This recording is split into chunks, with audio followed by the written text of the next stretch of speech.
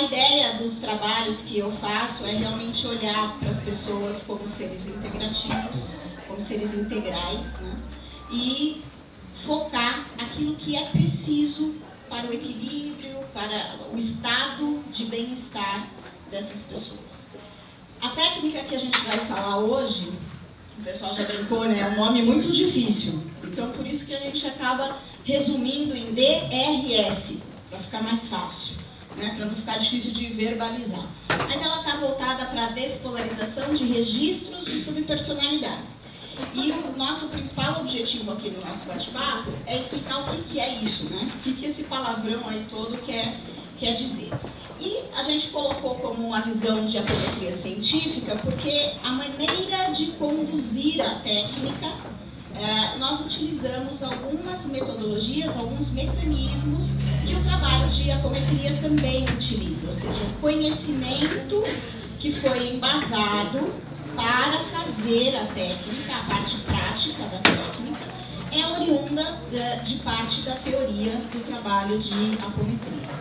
E a gente costuma sempre especificar essa questão do científico, porque está embasado no que é ciência, na ciência do que é utilizado na técnica, e não do lado da espiritualidade em si. Porque a apometria é um trabalho espiritual, sem cunho religioso, mas ele é praticado em muitas casas religiosas, né? Existem centros de umbanda que fazem apometria, existem casas kardecistas que fazem apometria, existem só casas apométricas que não têm ligação com nenhuma religião, mas é óbvio que quando você coloca um determinado tema dentro de um determinado local, você acaba trazendo este assunto para aquela visão que é voltada naquela casa. Então, se você tem uma apometria dentro de uma casa kardecista, você vai ter características do kardecismo naquele trabalho.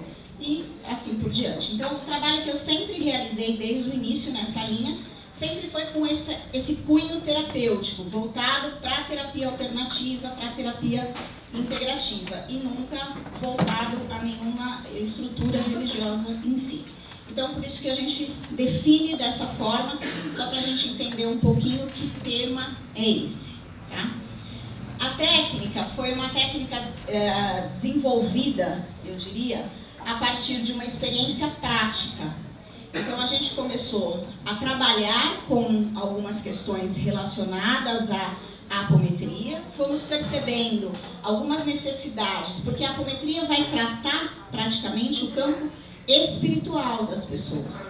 E fazendo o trabalho de apometria, nós percebemos que assim, não adianta só mexer no campo espiritual, porque se essa pessoa não fizer mudanças de estrutura emocional e mental, ela vai automaticamente atrair processos de desequilíbrio espiritual novamente dentro daquele mesmo padrão que já existia. Então, identificando essa necessidade de trabalhar o campo emocional e mental, é que nós estamos desenvolvendo, estudando algumas teorias e desenvolvendo essa metodologia. Tem algumas coisas aqui que a gente vai falar, e é óbvio que eu não tenho o conhecimento do que todos vocês acreditam ou não, então tem algumas características dentro desse trabalho que a gente vai estar falando com cunho bem terapia alternativa mesmo, falando da composição, da estrutura dos corpos sutis, que é muito voltado para a linha energética, né? Que é bastante diferente até mesmo do que Reich vai trazer para a gente como informação dentro da psicanálise. Mas a gente vai demonstrar, né, uma linha de pensamento e de entendimento de como esta metodologia de despolarização de registros de subpersonalidade pode auxiliar, inclusive, nos trabalhos de hipnose e nos trabalhos de regressão, que eu acho que é o que realmente vale para a gente como profissional dessa área. Tá?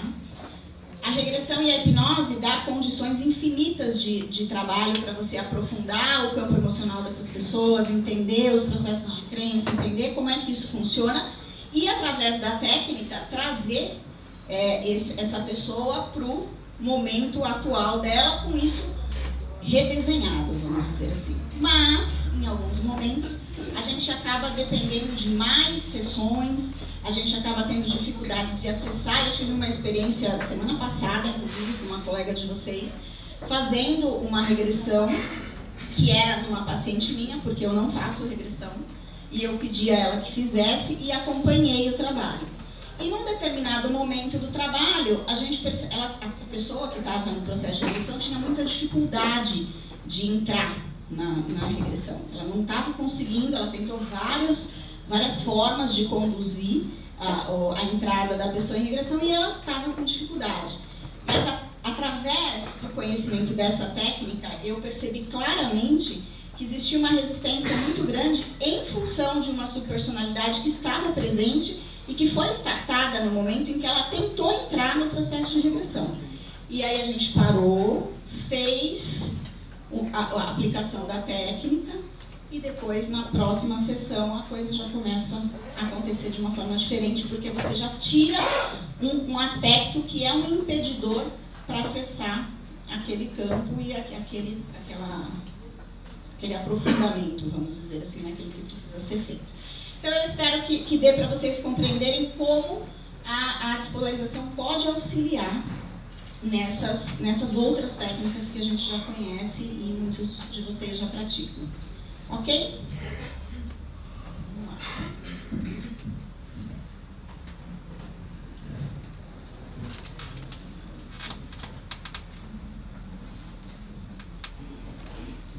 Então, para a gente ter uma definição, né, do que é a despolarização, a gente vai dizer que é uma reativação da programação energética realizada através do tratamento de subpersonalidades, da redistribuição e reestruturação neuronal, e eu já vou explicar esses palavrões, equilíbrio dos hemisférios cerebrais e a modificação do DNA informacional da pessoa, além do ajuste de seus chakras, a nova condição. Então, assim, só esse slide já dá pra gente falar 1 hora. Mas o mais importante aqui é a gente compreender o seguinte: quando a gente fala do tratamento de uma subpersonalidade, e é o que a gente vai se deter mais, é entender o que é essa subpersonalidade aqui na visão deste trabalho, porque é o mais importante para a gente detectar quando é que eu posso usar essa técnica, né? Então, nós vamos tratar essas subpersonalidades que vão se manifestar. Vamos fazer um processo de reestruturação neuronal. Por quê? Quando você tem um padrão emocional ou um padrão mental que está estabelecido no teu campo, a tua vida toda, ou há 10 anos, 15 anos, você aprendeu quando você era criança e você traz isso como base, como informação da tua estrutura até agora, não é simplesmente uma informação que está lá na mente. Você já criou conduções e sinapses elétricas, químicas na sua estrutura cerebral que mantém aquela informação. Então, a gente costuma dizer assim, quando você tem um fiozinho de telefone, aquele fiozinho fininho que a gente liga, né, na tomada do telefone, ele tem uma facilidade de ser quebrado, né? Você chegar lá, com a mão mesmo, você dá uma torcidinha, você quebra aquele fio. Se você tiver um cabo coaxial, né, se tiver um cabo de rede, você já não consegue fazer essa quebra na mesma velocidade, na mesma forma. Então, quando a gente vai aprendendo comportamentos, emoções e trazendo isso como padrões na nossa vida, a gente, quando chega numa determinada idade que aquilo interfere ou que você quer tratar aquilo, você já não consegue simplesmente ir lá e quebrar aquela informação como um cabinho, como um fiozinho de telefone. Você vai deparar com um cabo coaxial que vai depender de muito mais força, de muito mais condições ou estratégias para conseguir desconectar aquela informação. E a nossa estrutura de emoção e mental, ela funciona totalmente através das nossas ligações sinápticas, através das nossas ligações neuronais. Então, é óbvio que nós não vamos fazer nenhuma cirurgia, né? Não vamos trabalhar com nenhum processo neurológico na pessoa, mas existe uma parte da técnica que vai atuar no que a gente chama de campo astral, ou seja, do lado energético da pessoa, e vai trabalhar, sim, em cima dessas ligações neuronais. em cima dessas sinapses que ocorrem e que mantêm os padrões de pensamento e os padrões emocionais. Então a gente vai atuar nesse campo, só que de maneira energética, no que a gente chama de campo astral, corpo astral. Tá? Para quem quiser depois, porque não dá tempo da gente entrar em todos esses detalhes, entender um pouco mais o que é que a gente chama de corpo astral, corpo sutil, se você fizer uma busca na internet como corpos sutis ou homem setenário, que também é uma forma de visualizar essa informação, você consegue ter maiores detalhes e maiores informações. Isso é uma visão holística, uma visão alternativa da composição da estrutura energética do ser humano, estudado desde a Índia, né? Então, vem de muito tempo essa interpretação e visão dessa estrutura dos corpos sutis, ok? Então, a gente vai atuar nessa reestruturação neuronal no campo astral. Equilíbrio dos hemisférios cerebrais. A gente vai entender mais para baixo ali o que é isso, né? Por que a gente trabalha nessa técnica, neste equilíbrio? Como é que isso funciona? Né? E na modificação do DNA informacional, que talvez seja essa a informação que a gente fala mais assim, como assim? O que é isso? Né? Porque a palavra DNA informacional não é uma palavra usual hoje. Ainda é um tema muito novo, um assunto muito novo que se está trabalhando dentro dessa linha da terapia alternativa, mas que tem tido resultados e trazido resultados fantásticos dentro dos trabalhos que estão sendo feitos. Rapidamente, para a gente entender um pouquinho o que isso significa, eu diria para vocês, a nossa estrutura, o nosso DNA hoje, comprovado pela nossa ciência, existe até aí uma divergência desses percentuais, mas a gente sabe que em torno, a informação científica que a gente tem é que 30% do nosso DNA é genoma, é estrutura genética, tem lá informações registradas da nossa estrutura genética. E que 70% do nosso DNA é lixo, não serve para nada. Porque a ciência, dentro do conhecimento e da capacidade que tem hoje, não conseguiu identificar esse 70% do DNA. O que é esse 70%? Então, como a gente já sabe, hoje, o ser humano, quando ele não consegue definir uma coisa ou dar um nome para aquela coisa, ele simplesmente diz: essa coisa não existe, não serve para nada, é lixo. Só que dentro dos estudos energéticos e definidos como sutis, vamos dizer assim, nós já temos a informação que este percentual do DNA de 70% é um percentual informacional. É o que a gente chama de estrutura quântica dentro do ser humano. Então nós começamos aí a olhar já para uma vertente da física quântica, né? E não mais só olhando para a estrutura do homem através da física clássica, da física convencional. Então aqui a gente já está olhando para esse ser humano através de uma visão da física quântica. Então a gente sabe que no momento em que eu mexo neste padrão neuronal através do campo energético, eu posso atuar na parte do DNA desse ser humano que é quântica, que é informacional, que não depende de eu abrir o cérebro dele e fazer nenhum tipo de alteração. É simplesmente trabalhado através da informação. Então nós vamos energeticamente colocar uma nova informação nessa estrutura. Colocando uma nova informação, você vai ativando essa estrutura de DNA, o que vai mudando padrões de comportamento. Porque é como se a gente dissesse assim, o que me leva, né? Quando eu saio de um lugar, saí de casa hoje para vir para cá, né? Então, como é que eu faço para chegar na Zona Norte? Eu tenho uma ideia daquele movimento que eu vou fazer, né? Eu tenho a informação. Aí eu tenho que ir lá e me dispor a fazer o movimento até aqui, pegar o carro e chegar até o Congresso. Quando a gente está falando de um processo de mudança nesse sentido, então a pessoa tinha lá uma informação nessa estrutura de DNA dela, que levava ela a agir de determinada maneira. ver o mundo e compreender as coisas de uma determinada maneira.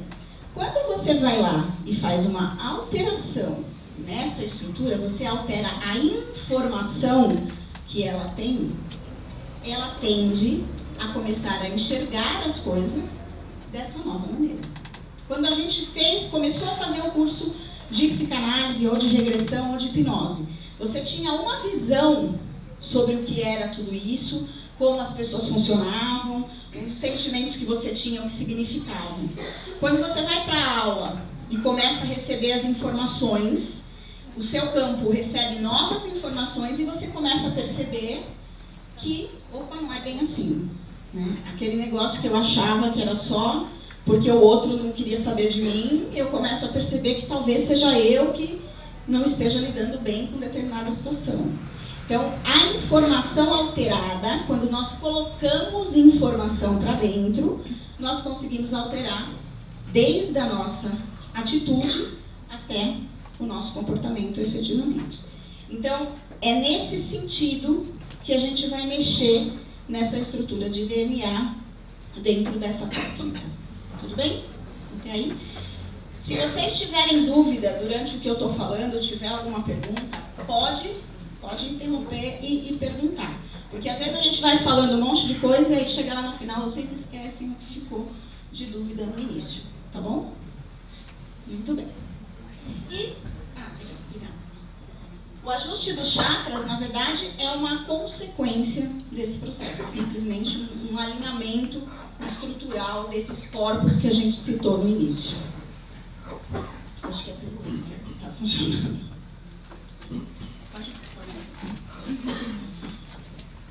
A DRS, então, e eu vou chamar de DRS para ficar mais fácil, né? Para a gente não ter que falar todo o nome. Ela é composta por duas fases de aplicação.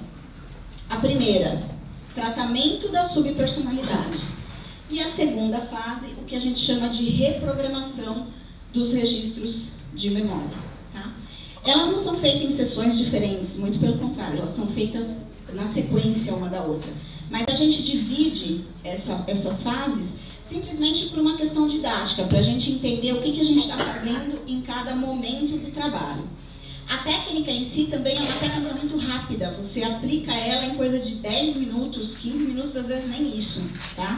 Então, a atuação do trabalho é muito rápida e auxilia, de uma forma geral, num trabalho, seja analítico, seja um trabalho terapêutico, terapia alternativa, dentro da psicologia, dentro da regressão, dentro da hipnose.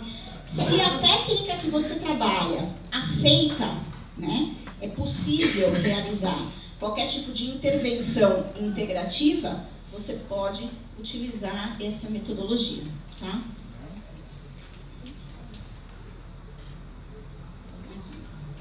Pode ser direto mais um. Então, para a gente entender a parte do tratamento da subpersonalidade, né? O tratamento da subpersonalidade está ligado diretamente a gente entender o que é essa subpersonalidade. O que eu estou chamando de subpersonalidade? Porque é muito comum quando a gente dá um nome, né? Quando a gente traz uma nomenclatura, a gente já buscar a referência daquilo que a gente entende como sendo aquela informação. E quando a gente fala de subpersonalidade, a maioria das pessoas imediatamente pensam naqueles processos que são, inclusive, transtornos de personalidade, onde a pessoa tem as personalidades múltiplas. Agora eu vou até falar com o meu professor, que está aqui do lado, passando o slide para mim, que vai falar das nossas personalidades múltiplas. E não é isso, nós não estamos falando aqui de pessoas que têm múltiplas personalidades, não é isso. Tá? Mas eu vou chamar, de uma forma bem carinhosa, a subpersonalidade de criaturas. Né? Por que criaturas? Porque elas são criações da nossa estrutura mental e da nossa estrutura emocional. Né? Geradas através do quê? Geradas através de experiências que têm muita intensidade, seja ela emocional, mental ou física, tá? Que a gente até pode dizer um trauma que possa ter ocorrido, tá? Onde o seu ego, óbvio, não foi capaz de assimilar e digerir aquela experiência, né? Criando uma dissociação a partir de certos mecanismos de defesa, utilizando uma linguagem aqui bem psicanalítica. É um processo que pode ter sido, e aí a gente já foge da psicanálise, porque eu vou dizer assim, ele pode ser gerado nesta vida, no teu processo de crescimento, infância, tal, ou em outra encarnação. Para aquelas pessoas que acreditam em outra encarnação, é óbvio, né? Então, pode ser um fato que você experienciou nesta vida, na sua construção psíquica, dentro do seu desenvolvimento psicossexual, ou nós podemos estar falando de um processo que você já traz na sua memória inconsciente de outras encarnações. Partindo desse princípio, né, que exista essa composição de 7 corpos sutis, como eu venho falando para vocês, eu vou falar rapidamente quais são eles, sem entrar em detalhe de explicar, mas a gente fala do físico, corpo etérico, astral, mental e inferior, que compõem o que a gente chama de personalidade humana, que são os 4 corpos inferiores.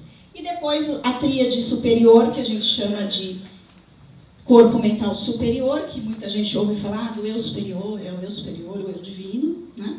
O corpo búdico, que é onde a gente tem todos os registros de memória de todas as experiências, e o espírito em si, tá? O entendimento desses 7 corpos é essa composição. É óbvio que a gente não tem tempo aqui de entrar em detalhes e nem de discutir essa informação, ok? Mas o que importa pra gente é que, partindo do princípio que esse corpo búdico que está lá em cima, que é um registro de informação de todas as nossas experiências, ele é o que pode fazer com que a gente traga experiências e registros de memória de outras vidas, ok? Então aqui vem um exemplo simples do que a gente chamaria de uma subpersonalidade de abandono. Ou seja, essa criança que perdeu o pai lá quando tinha 5, 6 anos de idade, o pai morreu na guerra.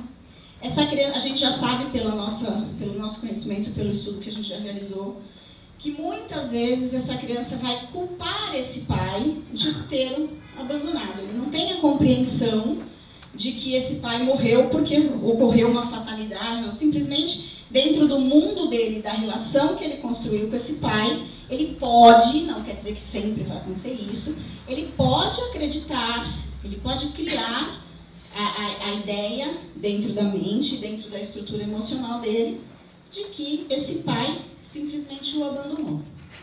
E a partir de uma experiência, lembra que a gente falou lá, uma experiência muito intensa, né? Porque para esse menino, perder esse pai pode ter sido uma experiência muito intensa, ele gera esta criatura, ele cria este ser que é o abandonado.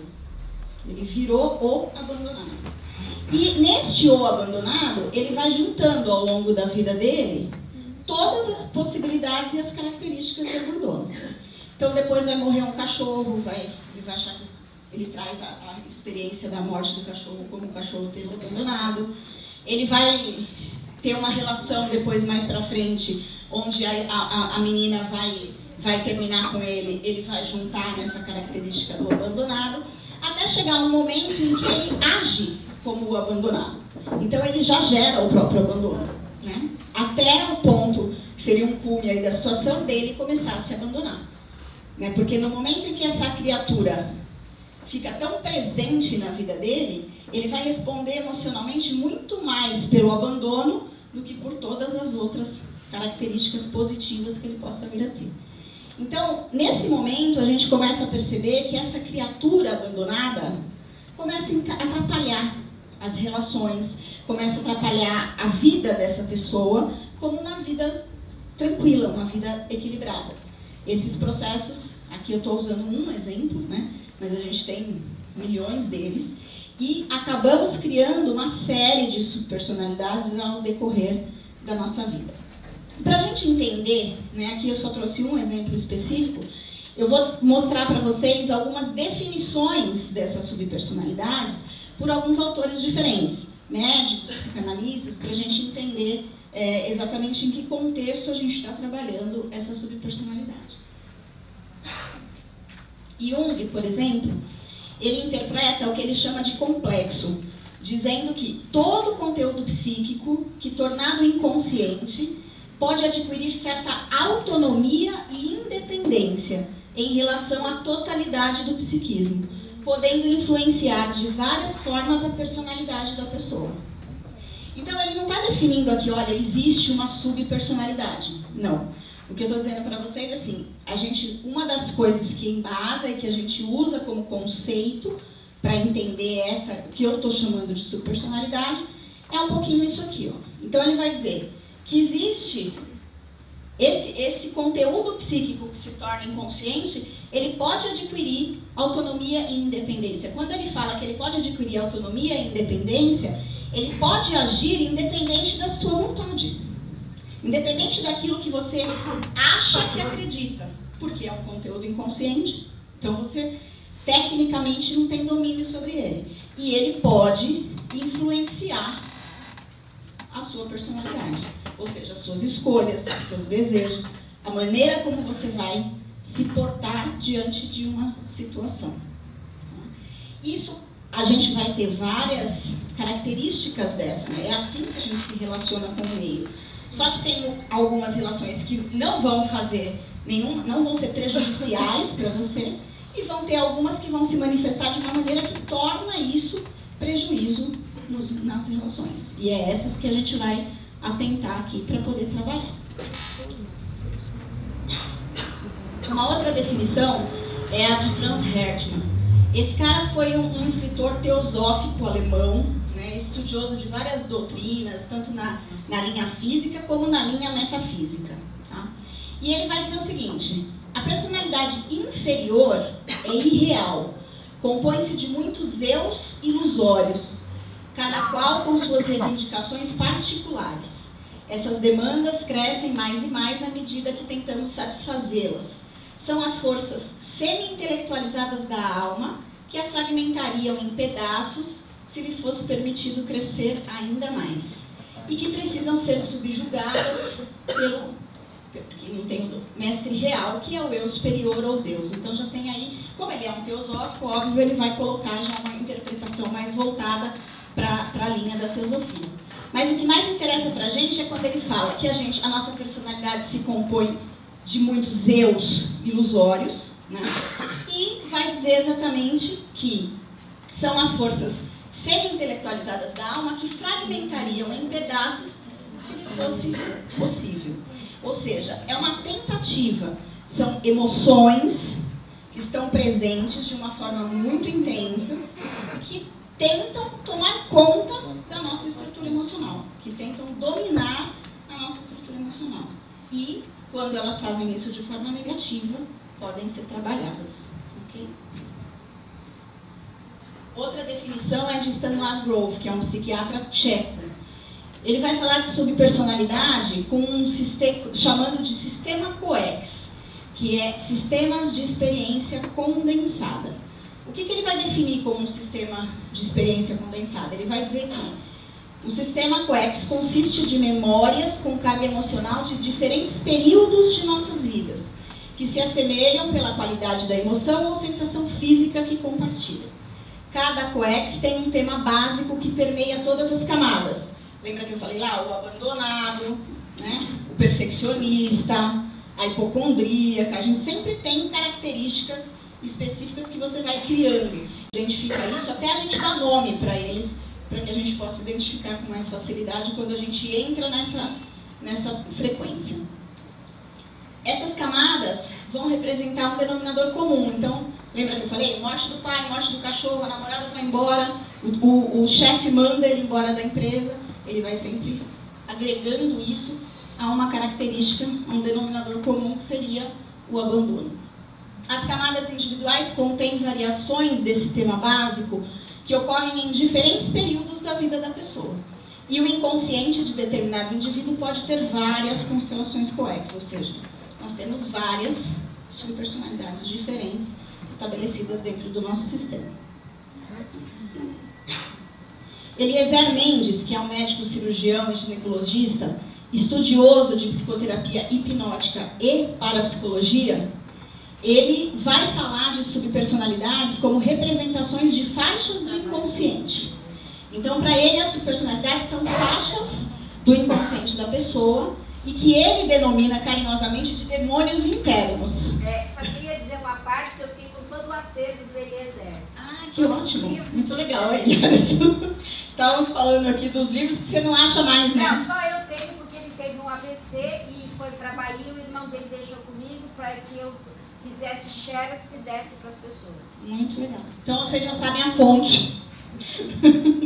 Só falar com a Fátima para quem quiser. Ou seja, né, essas características são desenvolvidas pelo inconsciente, baseadas em experiências de vidas passadas ou de vida atual, e são denominadas por ele de personalidade intrusa. Né? Então ele vai denominar de personalidade intrusa aquilo que a gente está chamando aqui de subpersonalidade. Eu diria para vocês que o Eliezer foi a pessoa que primeiro desenvolveu ou compreendeu esse mecanismo de captar essas frequências de subpersonalidades e trabalhar para que o processo terapêutico dele realmente tivesse mais sucesso, fosse mais rápido e tivesse soluções mais rápidas, né? Então, foi a primeira pessoa que realmente olhou para isso dessa maneira e começou a usar essa técnica em consultório. Porque ele trabalhava, inclusive, com uma pessoa que era uma sensitiva ao lado dele, que ia fazendo essas captações e ele ia trabalhando com isso durante o processo de terapia que ele realizava. Desculpa. Poxa, você me pegou agora, eu não vou lembrar para te dizer.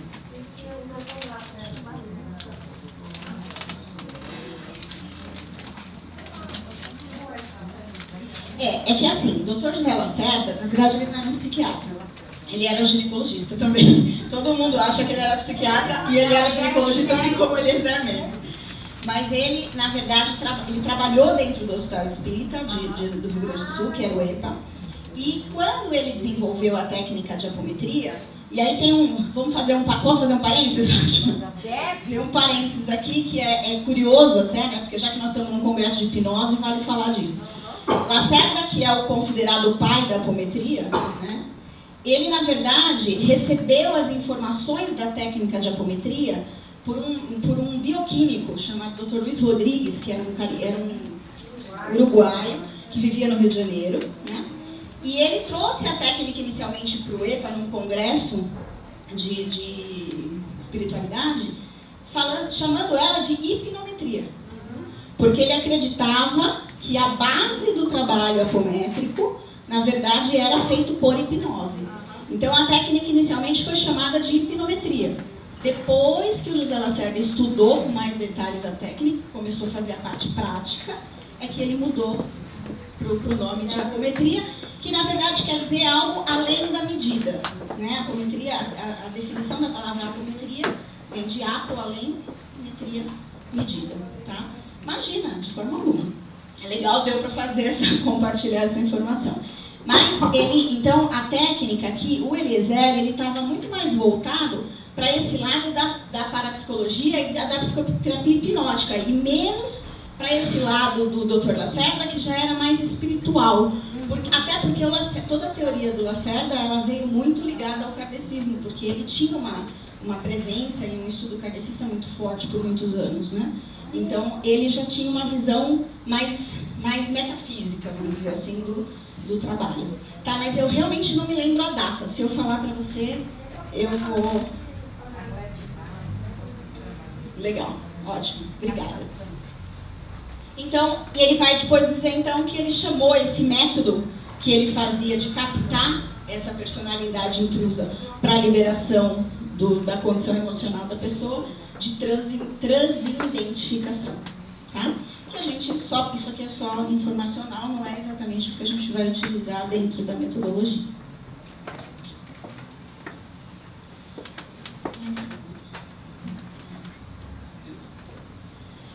Bom, a gente inicia o tratamento sempre com esse procedimento de captação dessas emoções que são geradoras do incômodo no físico do paciente, que é o que a gente chama de tratamento da subpersonalidade.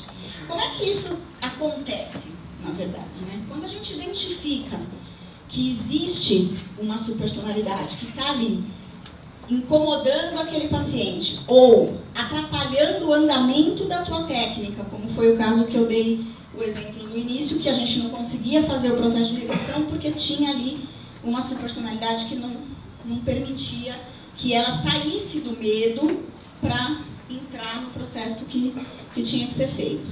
Quando a gente identifica isso, naturalmente a gente induz o paciente, então é um método que inicia-se de uma forma indutiva, a gente induz o paciente a entrar naquela emoção, entrar totalmente em contato com aquela emoção que o incomoda ou que a gente já identificou que é uma subpersonalidade presente na estrutura dele.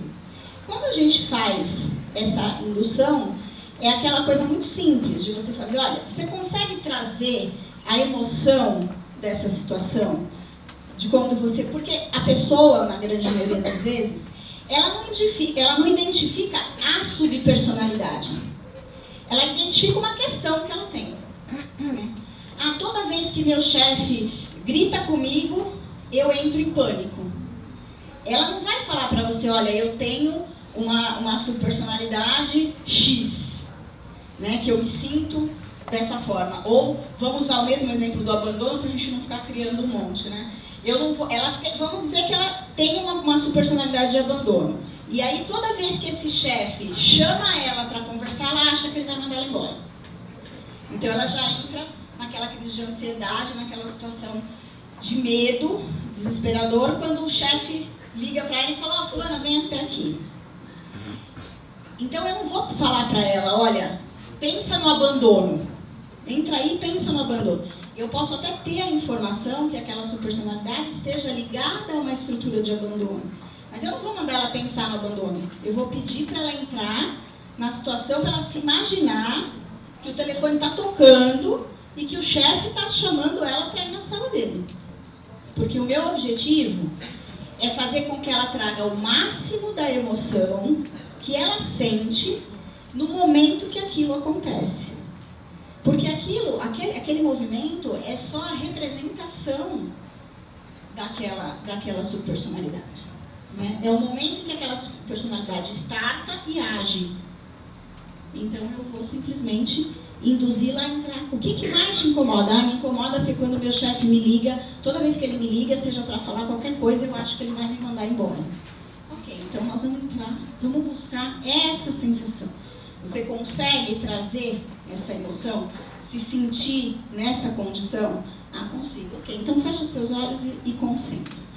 Na maioria das vezes, as pessoas entram sem a menor dificuldade, porque o processo está tão latente que ela traz, muitas vezes entra em choro, desencadeia um pranto convulsivo, ou entra naquela coisa de sentir, às vezes até, se é uma ansiedade, por exemplo, ela pode até manifestar uma certa falta de ar, uma certa aflição. É muito comum que isso aconteça. A gente induz o paciente a essa condição e eu posso tratar isso de duas maneiras diferentes. Se eu tiver um amigo, parceiro, um sensitivo, alguém que trabalhe junto comigo e eu quiser trazer esta pessoa para dentro do setting do trabalho para auxiliar o trabalho e fazer a captação dessa subpersonalidade, eu posso fazer. Mas Vanessa, eu trabalho sozinho. Meu consultório sou só eu e eu não tenho outra pessoa. Como é que eu faço para poder aplicar a técnica? Você trabalha com o seu próprio paciente. Você pode fazer o trabalho com o próprio paciente. Você não precisa necessariamente de alguém para fazer essa captação.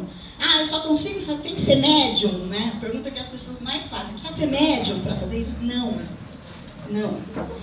Lembra do exemplo que o Marcos deu pra gente quando ele disse assim, olha, quando a pessoa entra no campo da constelação, né? A gente delimita o campo morfogenético, quando a gente entra no campo da constelação, o cara já sente a dor da barriga do cachorro, a cólica do cachorro. Né? Ele precisa ser médium para fazer isso? Não. Né? Ele vai entrar no campo e vai captar aquela energia que está presente no campo, aquela frequência que está presente no campo. A captação da subpersonalidade é exatamente a mesma coisa. Quando você entra para o teu trabalho, dentro do teu atendimento, você está no campo do paciente. Né? O campo do paciente está ali, está presente, está aberto. Então, no momento em que você leva ele para essa indução de entrar na emoção, o que ele faz? Ele traz a emoção para o campo. E qualquer pessoa que esteja dentro do campo pode entrar e acessar essa emoção, desde que você faça isso de forma consciente, e tem muita gente que faz, às vezes, inconsciente. Quantos de nós aqui já não chegou num restaurante, ou foi num shopping, ou chegou em algum lugar super bem, entrou no lugar e ficou mal? Se sentiu mal, ou ficou de mau humor, ou ficou irritado. Né? O que a gente faz? O que é isso? É porque a gente é médium? Não, é porque a gente entra no campo. A gente capta a energia do ambiente. Né? Então aqui eu faço a captação simplesmente da energia do paciente. Ok? Quando a gente olha para isso, então, eu não preciso necessariamente fazer com alguém que esteja captando. Porque se o paciente já tem a subpersonalidade, ele já entrou na emoção e aquela emoção está presente, é perfeito, era tudo que a gente precisava para poder acessar essa sub e tratar.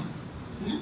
Então, eu posso, tudo que eu vou falar para vocês daqui para diante, eu posso fazer no captador, que pode ser uma terceira pessoa, ou no próprio paciente. Tá? Nesse momento, a gente vai, então, começar um passo a passo de situações dessa indução, que eu não vou ficar lendo aqui para vocês o passo a passo, porque não faz sentido, eu vou contar para vocês como é que funciona. A partir do momento que essa pessoa trouxe a emoção, e eu vou usar aqui com vocês um modelo como se eu estivesse trabalhando no paciente, tá? Porque eu acredito que seja o contexto da maioria das pessoas. Eu e o paciente na sala, eu induzi, ele trouxe a emoção. Eu vou entrar com perguntas. Tem gente que quando olha isso aqui fala, mas você ficou louca de vez, né? Mas não é. Eu vou entrar com perguntas que não tem nada a ver. Você está calçado ou está descalço? Você consegue ver seus pés? Você é homem ou mulher? E de forma rápida. O que eu estou fazendo aqui? Eu só quero que ele se perceba. Eu quero que essa emoção, perceba que ela é uma emoção separada do próprio paciente. Porque no momento em que ele entra naquela emoção, vocês já devem ter experienciado ou vivenciado, a gente vê as pessoas totalmente transtornadas. Não dá a sensação, às vezes, que a pessoa nem é a mesma pessoa? Se a gente observar, a pessoa muda a expressão, o rosto dela é outro. Né? Por isso que a gente fala que a criatura toma conta da pessoa, muitas vezes. E nesse instante, o que a gente faz aqui são perguntas aleatórias, que para quem conhece PNL vai entender um pouquinho do que isso quer dizer, que são perguntas simplesmente para você desconectar o estado daquela pessoa para ela se entender como um ser à parte do que ela realmente é. Ela entender que aquela emoção é algo diferente dela. Porque ela vai olhar para ela sabe que ela está de sapato. E aí ela vai responder para mim, não, estou descalço.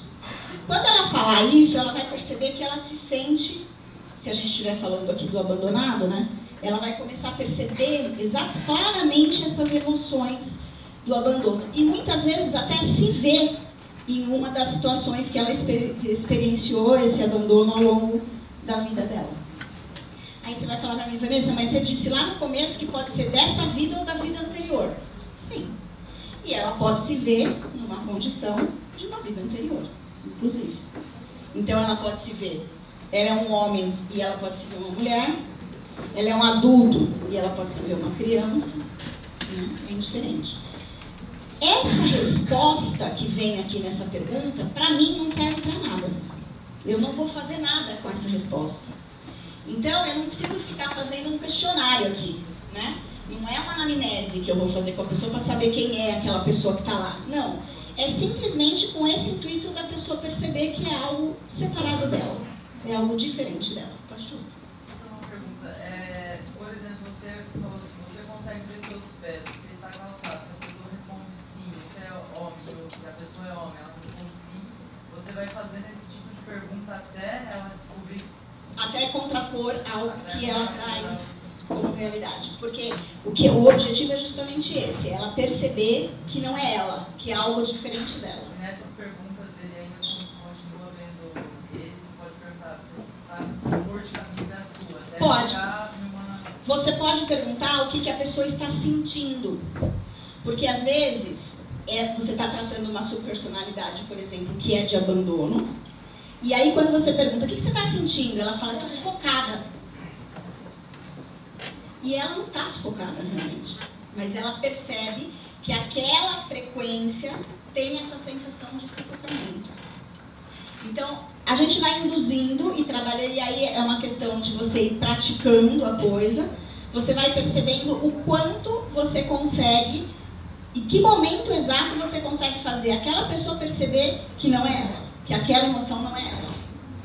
Porque, no geral, a gente acredita que é tudo nosso. Então, a indução aqui é justamente para ela perceber que a gente está falando de uma segunda frequência, de uma segunda energia